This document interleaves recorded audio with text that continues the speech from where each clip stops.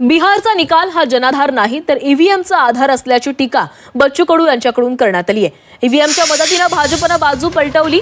बिहार निकालावरून बच्चू कडू यांनी हल्लाबोल केलाय। भाजप लोकशाही संपवत असल्याचा घणाघातही त्यांच्याकडून करण्यात आला आहे।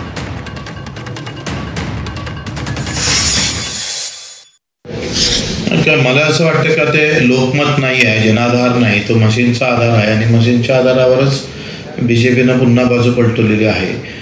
राजकारणामध्ये एकाइकडे जेव्हा व्हीएम मशीन काँग्रेसनं सुरुवात केली तेव्हा मोदीजीचे भाषण जर पाहिले तर त्याच्यावर स्पष्ट दिसतं आणि आता जे मोदीजी बोलत होते ते आता काँग्रेस बोलतात आहे।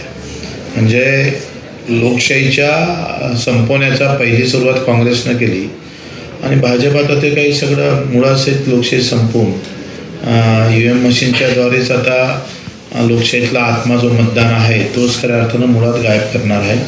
आणि असं जर राहिलं तर मला वाटतं पुन्हा राजेशाहीची वाट मोकळी होईल। दिसायला लोकशाही राहील पण अंदरून राजेशाही राहील।